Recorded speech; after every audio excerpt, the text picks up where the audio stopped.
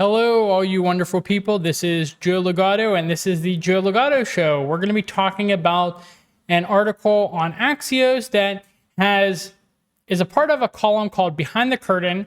And the first article in this series was very informative about the perspective of U.S. government officials. And so we're going to analyze the second article in this Behind the Curtain series and see what it has to say. So it starts off with the title, Biden Fears Wider War in the Middle East. And this is by Mike Allen and Jim Vandehei.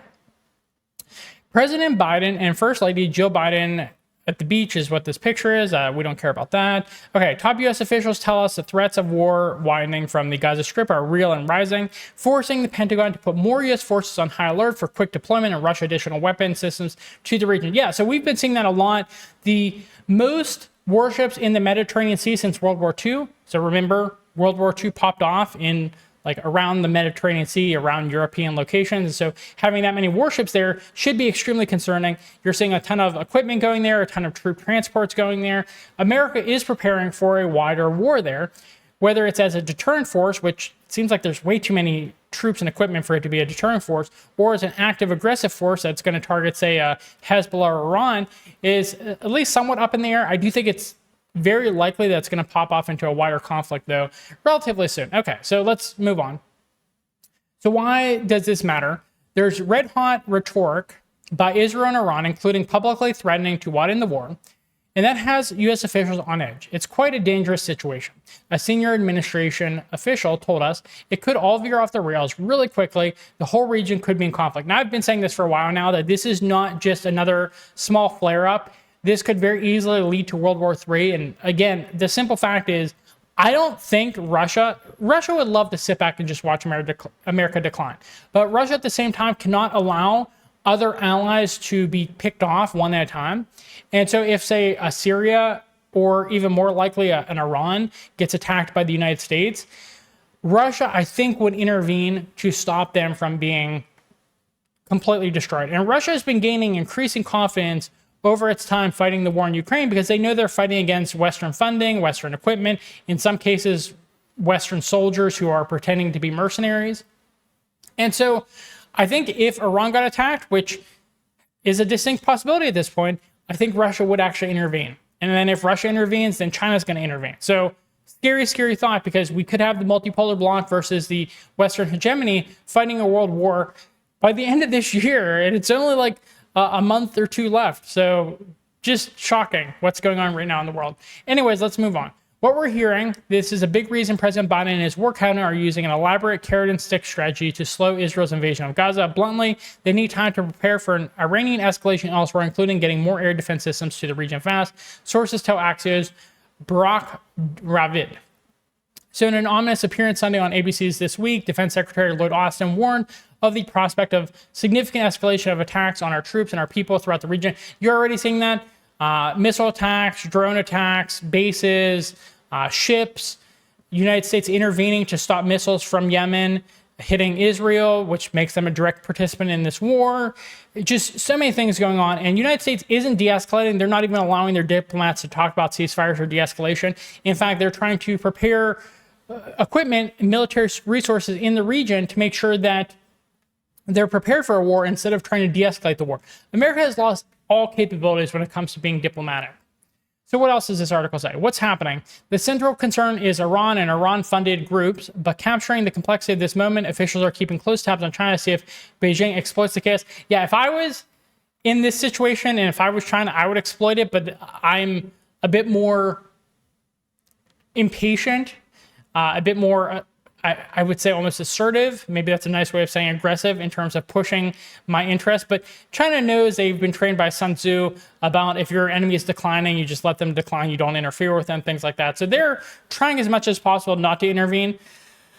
I think for them, they would be forced to intervene if Russia or maybe even if an Iran got attacked by the United States. But we will see.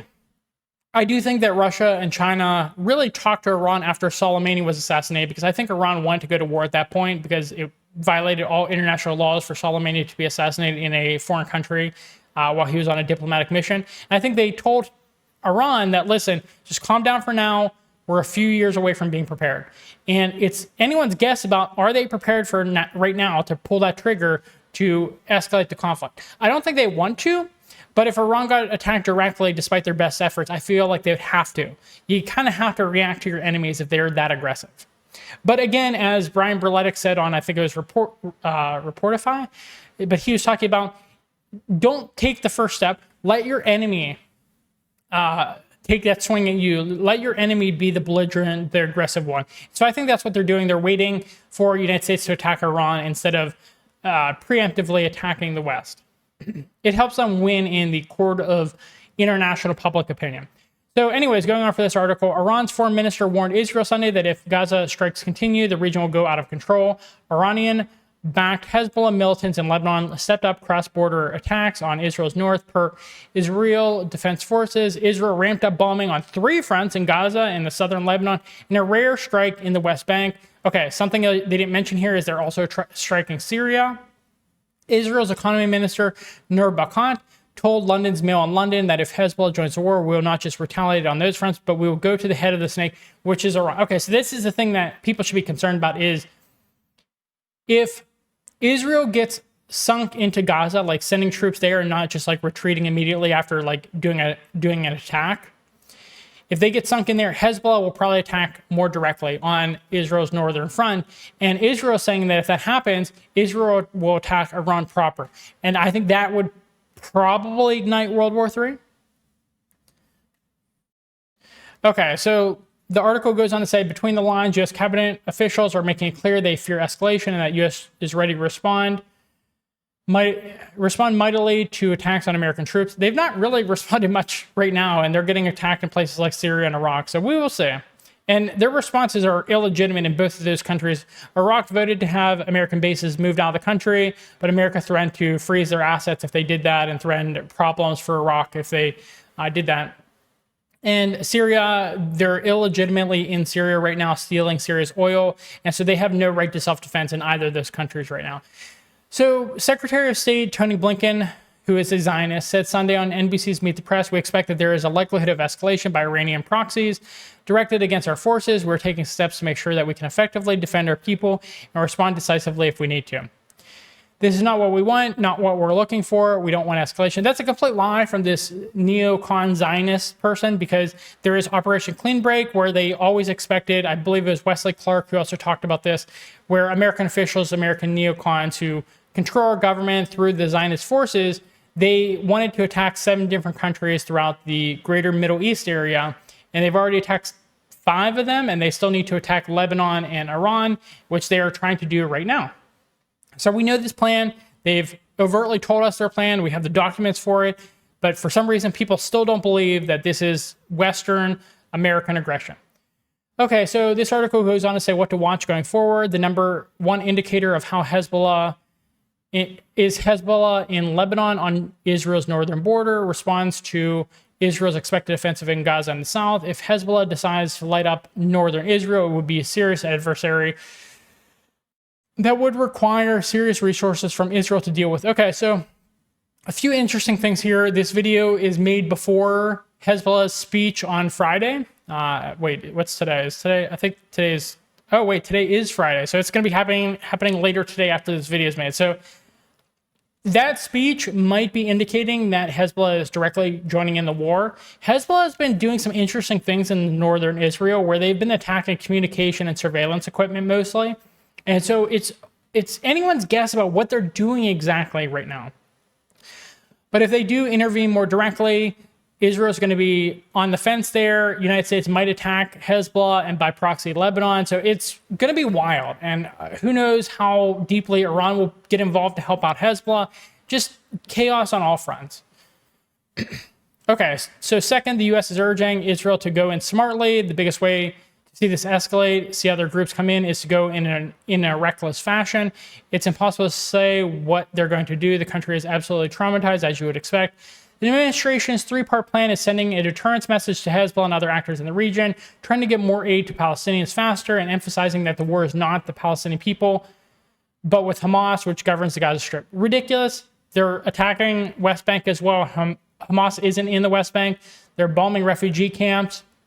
and they're not even sure if there's any Hamas people in those refugee camps. They're bombing hospitals, they're bombing churches. They're just making up things to bomb various innocents.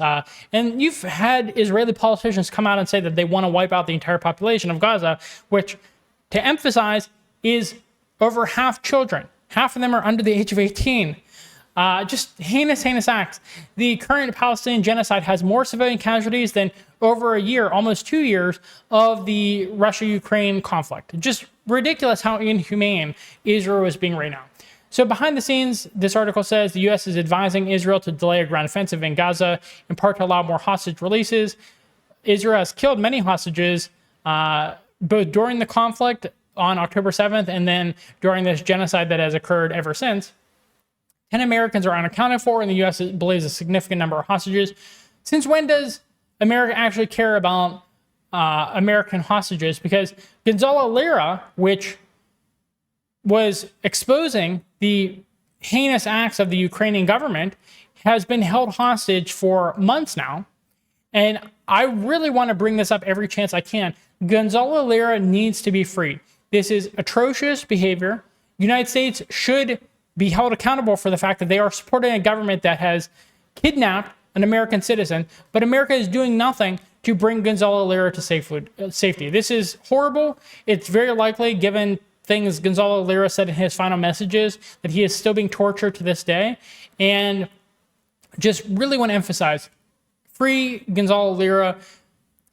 And I just don't think America actually cares about the hostages, though. They're pretending they care, but really they care about the mission of Zionism, which is what is controlling our government right now, the American government. So anyways, the article goes on to say the U.S. believes Israel would struggle in a two-front war and that such a conflict could draw on both the United States and Iran, Hezbollah's main supporter. So just something to remember here. Israel has called up more soldiers to fight in this war than Russia has called to fight in the Ukrainian conflict. So they're very serious about this. They understand that this is likely going to be a multi-front war that lasts for many months. And I don't think Israel has a manufacturing base to maintain this type of front. They're Iron Dome. They're running out of missiles. The United States can't resupply them because the United States has been running out of missiles because they've been supplying Ukraine. So this is a very precarious situation. I don't see many outs for these governments, these horrific monstrosity, abomination governments of the United States and Israel. So this article says Brock is told another huge issue is getting Palestinian Americans out of Gaza. There are around 500 before a ground operation starts. Blinken confirmed on CBS Face the Nation that Hamas has blocked Americans from leaving. Not particularly true. Hamas has tried to exchange these hostages for fuel so that hospitals can continue to run to save babies in incubators. The United States and Israel have refused that. They don't care about the babies in indicators. They don't see Palestinians as humans. Okay, so the article goes on. The big question, while the world is focused on the Middle East, is China get more aggressive in the South China Sea and eventually the big one, Taiwan? I personally would, but I feel like China is far more calm and patient than I am, so hopefully they probably won't. 6 Chinese warships last week operated in Middle Eastern waters for what Beijing's state media called a goodwill visit. Should have gotten more attention. On Sunday, a Chinese Coast Guard ship rammed 2 Philippine military vessels during a mission to resupply the contested second Thomas Shoal in the South China Sea, hiding fears of an armed conflict. The State Department says China violated international laws by intentionally interfering with the Philippines vessel's exercise of high seas freedom of navigation. Okay, so the territorial waters claims, a ton of nations in the South China Sea dispute each other's territorial water claims. And I don't really fully understand why Philippines has taken an anti-China side, because if they're on the anti-China side, that is the side of Taiwan, and Taiwan has even more territorial claims for South China Sea waters that would infringe upon Philippines' territorial water claims. So it doesn't really make sense to take Taiwan's side, because United States, if they are given the opportunity, they're going to take Taiwan's side over Philippines because of their the various equipment, various things that Taiwan produces, such as semiconductor chips. And so it's not in Philippines' best interest, in my opinion, to take an anti-China stance, because they're working to lose even more territorial waters by supporting the Taiwanese side and the American side. So just my thoughts on the subject. I try not to comment too much on the Philippine stuff. I am in the Philippines right now. I'm a very big fan of Duterte's government. Bongbong seems a bit more pro-American, which I find to be unfortunate. I hope he comes to the realization that it's not necessarily in his government's best interest, but I will leave it at that. Okay, so the bottom line for this is the world is at massive risk of an armed contagion in the Middle East and will be for a while. And so we have some other things that we can talk about in future videos as well. But this has been a really interesting article. I'll come back to this later. There's a couple more behind the curtains columns, and this seems to be like really showing us the American perspective on this. I obviously disagree with the American government, but it is good to see what your enemies, what people you disagree with are thinking, their own perspective. And so that's why I'm going over these various articles to show you how they're saying things that differ from what I'm saying and why I know they're wrong, right? So anyways, if you found this video to be informative, please give us a thumbs up. It helps us in the algorithm. Please subscribe to our channel for more content on both YouTube and Rumble. If you have any questions, comments, concerns, critiques, please put that in the comment box below. Thank you again for watching, and I hope you have a good rest of your day. Bye.